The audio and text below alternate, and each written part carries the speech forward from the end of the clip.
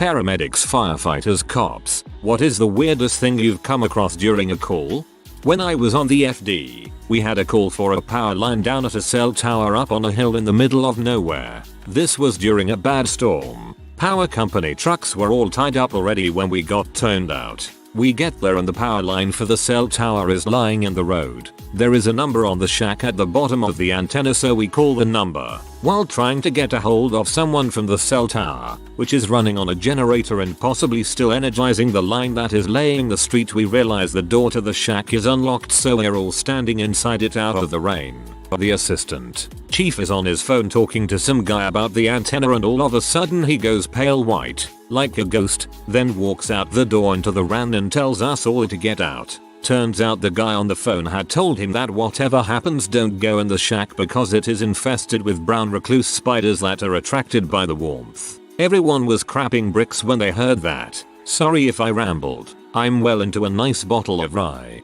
Oh, there was a time in the winter when we were looking for body parts in a field after a bad accident. Trudging around in knee-deep snow, this old timer steps on something round and hard and crunches it. He almost fainted. He thought he had stepped on someone's head. Turns out the field was an old pumpkin patch and it was a frozen pumpkin.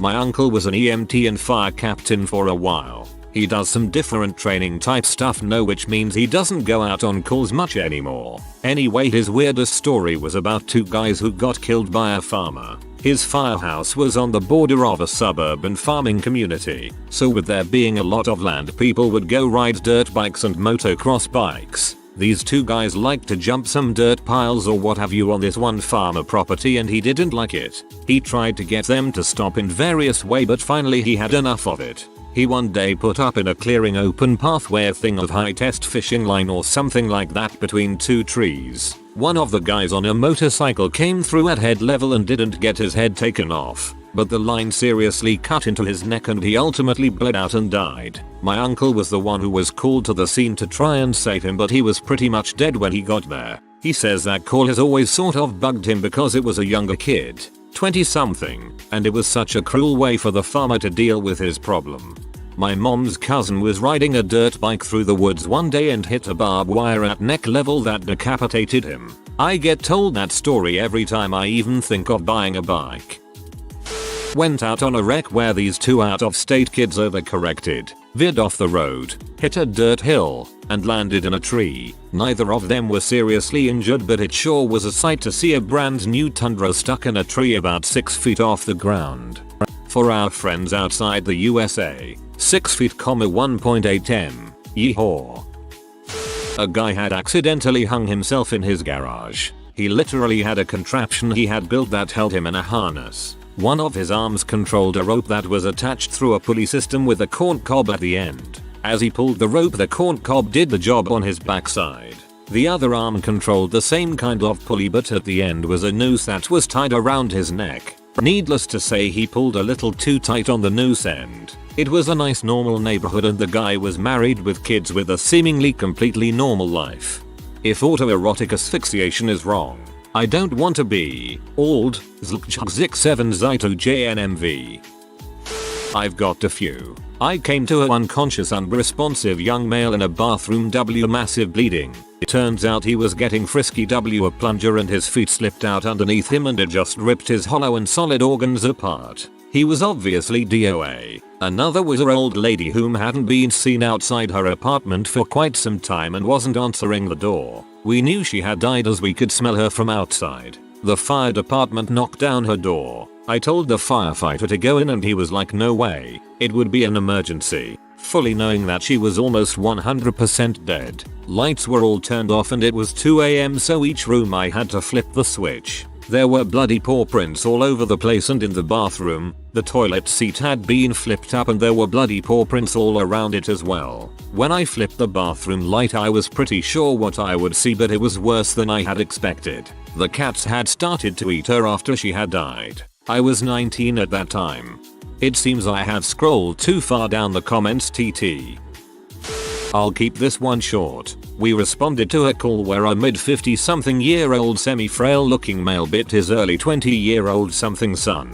who probably outweighed the father by about 150 pounds or so, about 25 times all over his body, everywhere, arms, neck, torso, legs. It was ridiculous. They were deep marks too, like he was trying to rip skin away. Apparently they got into an altercation over who knows what, and the wife mother had to break it up by threatening them both with a large kitchen knife which the police confiscated. But the kicker was, there were no drugs or alcohol involved. Another was when we responded to a child who fell and hit his head on a tire that was sitting in their yard. Why it was there, I have no clue. But anyways, I went to check his pupils when I noticed one was completely fricked up. It looked almost like a tiny cat's eye. I almost flipped an absolute crap because this kid seemed perfectly fine. Vitals good. Talking to us properly. But the size of his pupil when compared to the other indicated moderate to severe head trauma. Plus the whole abnormal pupil shape which I've never seen before. Well, after I flipped a crap to myself, I asked the mother. It turns out he was stabbed in the eye by his sister with a pencil when he was younger. This, my friend, is why you must always get a good patient history. My mother, who was a case manager for a while, had two interesting stories. A homeless woman who was a paranoid schizophrenic came into my mother's office with a severe infection in her foot. When my mother asks her if she thinks she's ready to be discharged, she proceeds to tell my mom that she did not have an infection in her foot but that she was turning into a pterodactyl. And the other is that another man who had schizophrenia explained to my mother that the voices in his head told him to cut off his dong and feed it to his dog. And he did. Okay, I'm an EMT. One of my teachers told me once about the craziest call he's ever received. He's sitting at the station and he gets a call for a lacerated finger. They arrive at the house and sure enough, a woman is sitting at the table with an extremely bloody finger. They patch up the wound and head out the door, and before they get on the truck, the woman taps him on the shoulder and says, "That's not really why I called you." And he says, "Well, what's the issue, Mom?" And she responded with, "I crap you not. I have razor blades in my fanny." Apparently this woman had a sleeping disorder, in which she would sleepwalk and put crap in her tea and butt. Well, I suppose that's a fairly decent contraceptive. I'm a volunteer EMT. A chubby lady in her 30s made a 911 for severe abdominal pain. It's 2 in the morning, so I just woke up, tired and drowsy. As my partner and I get to her house, the husband is there at the door and tells us it's no big deal. We walk inside and find the woman laying on the floor on newspapers surrounded by cats. Must have been 4 or 5 cats laying next to her, licking her tea. Yes, the woman was giving birth. She did not know she was pregnant. We saw the little baby being delivered next to cats. Even worse, they had their 4-year-old boy stand next to her as he watched his mother give birth in pain. The little boy was crying. The cats were still licking her. The husband was standing there like it was no big deal. We had to call our county back and update them about the situation. They sent paramedics to assist. The cops showed up before we even got there. Told us it was ugly. They were right. When I was still doing clinicals for my EMTB cert, I had a ride along with a company that serviced rural areas. The first call we went to was a woman with chest pains. We pulled up to a house that looked like it was made with toothpicks and styrofoam. It was a dilapidated shanty in the middle of the woods. Cue the drop of my stomach knowing this is going to be a weird one. We walk in and the floor is dirt, not covered in dirt, actual dirt. There was a burn barrel in the corner, no electricity, and a dingy mattress on the floor covered in tattered blankets. The PT looked rather weary while I was checking her vitals and I could see the shame in her eyes. We put her in the back of the truck for transport. I gave her some nitro and tried to talk with her a bit. It was a really sad and strange thing, and it still sticks out in my mind 7 years later. Of course, we had a looped out drug user later in the day that was weird too, but only because I've never seen someone enjoy drinking activated charcoal that much. We were dispatched to an elderly couple's residence, with a woman calling in to report that her husband had fallen in the shower. Groans from myself and my partner as we bantered about who would have to deal with the soggy old man parts should anything be wrong down there. We reach the residence and are led upstairs to the shower, where we find a perfectly alert older man sitting down on one of those handicapped fold-out shower seats. The shortened conversation goes like this. "Hello sir, I'm John and this is Smith. We're paramedics and are here to help. How about we give you a hand and help you stand up? I can't stand up. Yeah, we know. That's why your wife called. If you let us take your arms, we can help lift you up. No son, you don't understand. I can't stand up. Take a look at the seat and you'll see what I mean. The construction of this particular shower seat was several wooden slats arranged horizontally, with the attachment points of hinges that could swivel just slightly. When the poor guy fell backwards in the shower, he plopped down with such force that the slats opened side to side, allowing just enough space for his nutsack to squeak through, after which the slats promptly snapped back into place, firmly binding him to the chair. We tried to open the slats again, but that only succeeded in applying pressure on things which obviously did not want to be pulled on at that moment. Eventually we called for an engine company, who extricated the poor guy by cutting off the entire seat, which is how he was transported. Never did get to find out how things ended up for him. All emergency response jobs and medical jobs are no longer on my list of fallback positions. Thanks everyone. A real team effort to ensure that if anyone needs to count on me for any medical problem, I will just start vomiting in the corner. LOL, if that's how YUO feel, I strongly suggest you do not ever try and take a look at a car accident on the side of the road when you drive by. You may get much more than you bargained for. As a volunteer firefighter, I can say I've seen something that is now forever implanted into my brain. While I was in the app bay, doing my training and learning the rigs and whatnot, when I hear this banging on the roll-up doors, I run over, open it up, and these guys start saying, "Help my friend. He's bleeding, man.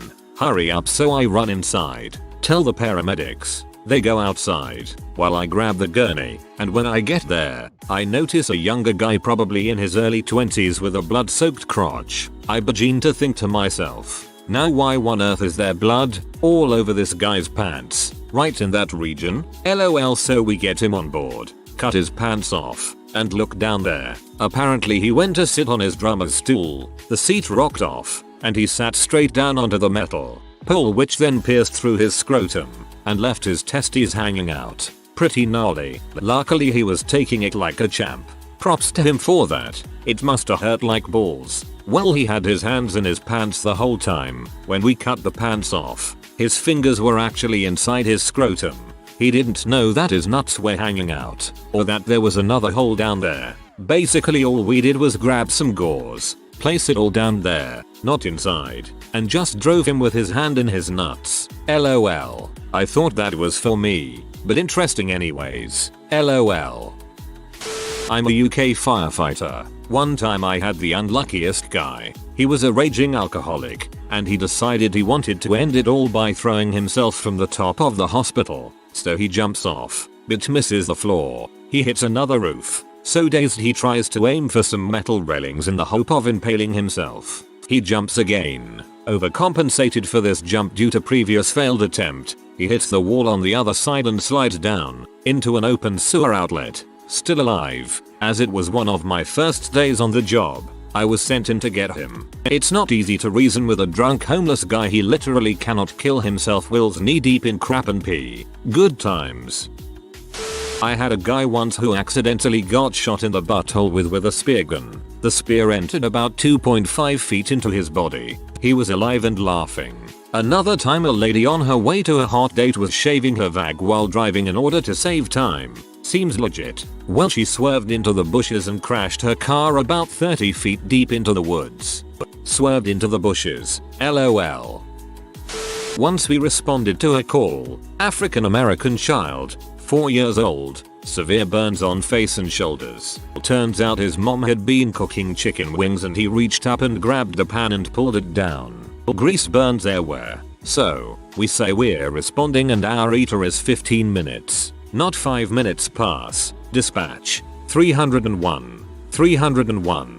Go ahead. Mother reports having applied mustard to baby's burns. A wives' tale in the south. Acknowledged dispatch. 5 more minutes. Dispatch. 301. 301. Go ahead. Mother said the child didn't like the mustard, so she washed it off and applied ketchup. Aside, he muttered she won't stay on the dang phone for me to tell her no. At this point, my partner snapped back on the radio. 301. Dispatch. Go ahead. 301. 301 wants to know if mother is trying to turn baby into a hot dog. Over. Laughed my butt off until we actually saw the poor little bastard. He looked horrible, all burned and condimented. Some people are just too stupid to have children. Yeesh. A relative of mine is a nurse, so she's not necessarily a first responder, but this is still a weird incident. One day she was doing a pelvic exam on a morbidly obese woman. She lifted up one of the lady's fat rolls for some reason, and under that roll was her hoss, still in the wrapper. She shows the patient what she found, and how does that patient react? The patient takes the hoss from my relative and proceeds to eat them during the pelvic exam. Being unaware that there is food on your person due entirely to your level of obesity should be grounds for entry into a mandatory weight loss program. I did a ride along with a police officer once. I was with him from 3:30 to about midnight. The first call of the evening was to a lacrosse game. A player had sustained serious injuries. When we got there, the paramedics had already arrived and were dealing with the player. The kid's femur had snapped and punched off the skin. The bone was jammed deep into the dirt, and the kid was in a position where all of his weight was on the snapped femur. Sort of like a half kneel half sit. He used his lacrosse stick to balance. The bone was maybe 3 inches into the ground. Very little blood. Some muscle tissue. I threw up. Eventually the paramedics sedated the kid because he would scream when they tried to move him. Just awful. I went to college for natural resources law enforcement. Didn't really learn much, but we heard many stories of our professors' past experiences. So here is one of the weirdest. He was working in a state park in northern Ohio at the time. He got called to the restrooms by an older lady who said that she had seen a man sneak into the women's bathroom and hadn't seen him come out yet. His partner and him went and checked it out, and there was no one to be seen. They came back out and asked the lady if she was sure that he hadn't came out yet, and she said that she was positive. They went back in just to make sure, and they took a look into the toilets. They were the outhouse style bathrooms, and there the man was waist deep in crap, covered head to toe in it. I remember a news article about a guy who did this in some outdoor bathrooms at the bottom of a hiking trail. He said he went down there so he could get pictures of girls going to the bathroom. Messed up, man. A friend of mine came and talked to a few of my friends about drug abuse. He is a former cop. He told us a story about how a man on PCP got into a dispute with his wife, and eventually escalated to him ripping off his own manhood with his bare hands. They took him to the emergency room, all the while assuring him, as he requested, that nobody else would touch his manhood until they got him into surgery. I have a friend who is a paramedic, and he got called out to a situation in a trailer park. 16-year-old girl won't tell about the condition. He comes in and finds her with her pants down, white washcloth covering her junk. Long story short, her boyfriend gave her crabs, and with her 16-year-old, carnally repressed, trailer trash influenced mind, she thought it was a good idea to spray Raid all over her junk. Red swollen genitalia, oozing some sort of pus-like discharge. I don't remember what all he did for her other than put her on ice while taking her to the hospital, and the only thing he heard afterwards was that something had to be drained when the doctors took her in. Oh god. That stuff is dangerous if you just spray it in the air around you. I'm none of those things, but my bro is a cop and his wife is an EMT. One of my close friends is an EMT as well, so I've heard a few stories. One of the first stories I heard from my brother was during his first month on the job. They got called out to this guy who was walking around with a gun, talking about killing himself. Several cops get there and have weapons drawn in case he points it at them or anyone, but he just keeps it on himself, yelling. Well, he finally pulls the trigger, no shot goes off. Then he does it again, no shot. Again, no shot. Then like the 4th or 5th time he finally gets the gun to fire and doesn't hit himself well enough to kill himself, only blow off half his face and still be alive. I guess that's not funny, but it was a heck of a story for his first not generic call. My EMT friend told me about a guy they had a call for that ended up having a celeb stuck up his butt. They were totally professional, no laughing or anything, all the way to the hospital with the thing running in the ambulance. They kept it together. They get to the hospital and the first thing the doctor says is, does he want me to take it out or just change the batteries, and they all lost it. Cop buddy of mine once told us about a domestic disturbance call he got. It was 2 gentlemen. Gentleman A was inserting a mayonnaise jar into Gentleman B and inserted it more so than Gentleman B preferred. So, enraged, Gentleman B hit Gentleman A over the head with a frying pan whilst threatening to kill him. After the police arrived, the two had to be taken to the ER, one to be treated for blunt force trauma to the head, the other for the removal of said mayonnaise jar. The end. Thank God, I thought the jar might have shattered. A man, late at night, walks into a with a huge overcoat on backwards. On his crotch region is a huge bulge. The man asks to go see a male doctor immediately, with emphasis on the male. He walks into the room, takes off his overcoat, and there is a cat on his dong. He was fricking the cat, and because the human dong is too large it killed the cat. Because the cat died, all of its muscles clenched up and the cat was stuck on his dong. TLDR. Don't frick a cat. I cried a little. Friend who used to be an EMT responded to a call concerned a large woman with diabetes. He ended up becoming friends with her. Dude is seriously the most charismatic mother you'll ever meet. Later down the line, she had to get an above the knee amputation. Some time later, he came to visit her in the hospital. She was in a wheelchair. He was sitting in his own chair. She starts putting the moves on him, punctuated by rubbing her stump against his leg. Needless to say, they don't keep in touch. Rubbing her stump against his leg. I won't lie, that's kind of adorable. My father told me this story. He was talking to the firefighter chief. Apparently a naked black man broke into the firehouse, got into a battalion chief's office, and began smearing his poop on the walls. When the battalion chief got there, apparently he screamed like a little girl. Guy reached out the window and hit the electric wires with a curtain rod. No idea why someone would do this. When you take a big shock like that, there is an entrance wound where you make contact, and an exit wound where the charge returns to earth. Usually this is on the patient's feet, unless of course, in leaning out the window your junk was in contact with the windowsill. TLDR. Guy manages to burn his junk off completing a circuit.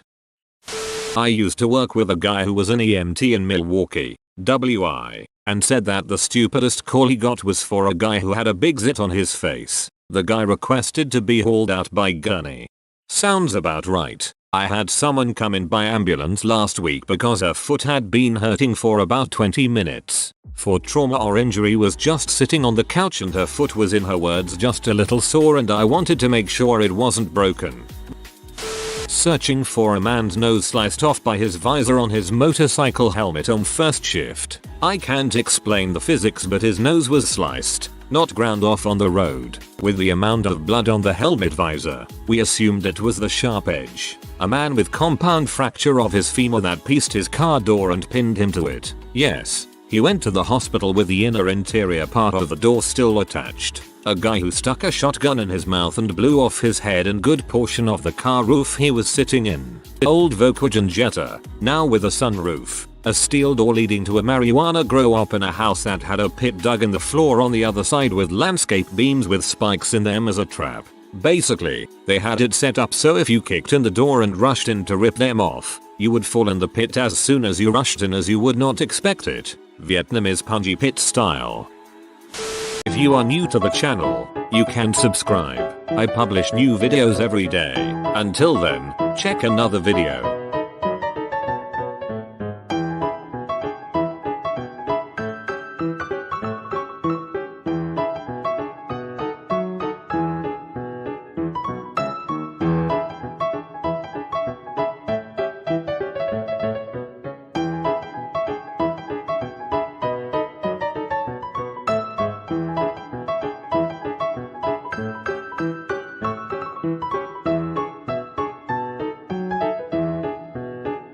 Bye for now.